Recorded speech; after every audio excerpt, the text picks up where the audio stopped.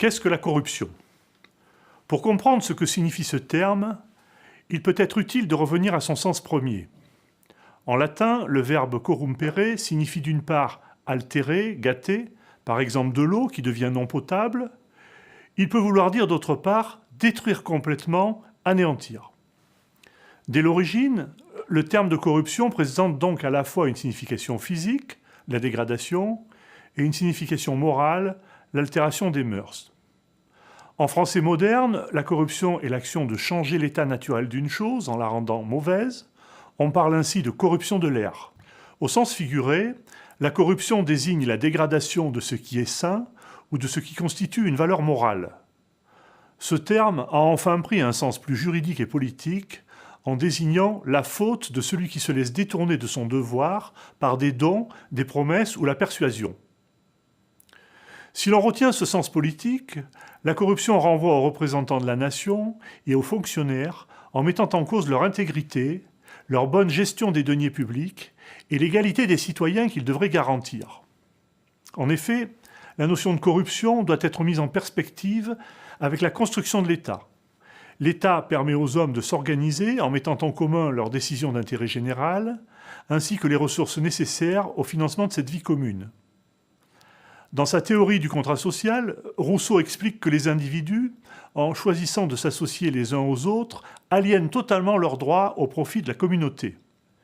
Ils perdent alors leur liberté naturelle, mais gagnent une liberté nouvelle, une liberté sociale.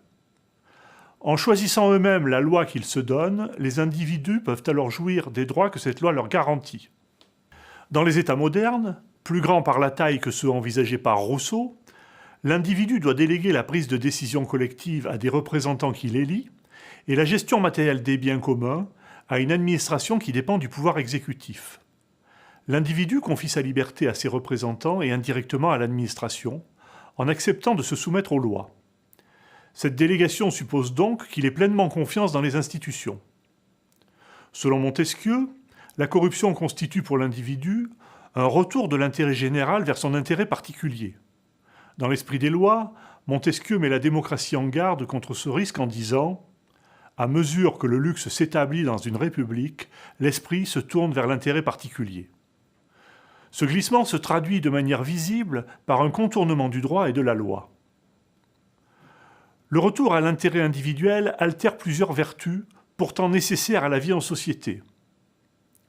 L'intégrité des représentants et des personnes qui exercent les prérogatives dévolues à l'État, la bonne gestion des ressources confiées à l'État, corollaire du consentement à l'impôt, et l'égalité des citoyens. Le droit français a souhaité prémunir la société de ce risque de rupture du contrat social en créant des infractions. Il décrit ainsi, dans le Code pénal, des comportements qu'il qualifie d'illicites et les punit de peines d'emprisonnement ou d'amende, afin de dissuader les citoyens de les commettre.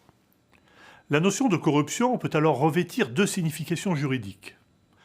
Soit elle est comprise au sens large, elle regroupe ainsi l'ensemble des atteintes à la probité, c'est-à-dire des comportements qui entraînent une atteinte à l'administration publique en étant commis par une personne exerçant une fonction publique. En ceci, les atteintes à la probité se distinguent de la fraude fiscale. En effet, la fraude fiscale constitue un contournement de l'impôt par les citoyens et non par les personnes exerçant une fonction publique. Elle se distingue également de l'abus de biens sociaux ou de l'abus de confiance, qui constituent des détournements de biens privés, d'une entreprise ou d'un particulier, et non de biens publics. La corruption peut être également appréhendée dans un sens strict. Le Code pénal définit en effet précisément plusieurs infractions qu'il qualifie de corruption. On peut par exemple citer la définition qu'en donne l'article 433-1 du Code pénal, qui incrimine le fait par quiconque de proposer sans droit à tout moment, directement ou indirectement, des offres, des promesses, des dons, des présents ou des avantages quelconques à une personne dépositaire de l'autorité publique, chargée d'une mission de service public ou investie d'un mandat électif public, pour elle-même ou pour autrui, pour qu'elle accomplisse ou s'abstienne d'accomplir, ou parce qu'elle a accompli ou s'est abstenue d'accomplir, un acte de sa fonction, de sa mission ou de son mandat, ou facilité par sa fonction, sa mission ou son mandat. Le terme de corruption a donc un sens générique qui peut signifier détériorer, mais également détruire. Il peut également avoir un sens politique, un sens juridique élargi et un sens juridique strict. Dans ces trois hypothèses, la corruption a pour effet de dégrader la confiance que les citoyens placent dans les institutions, au point de mettre ces dernières en danger.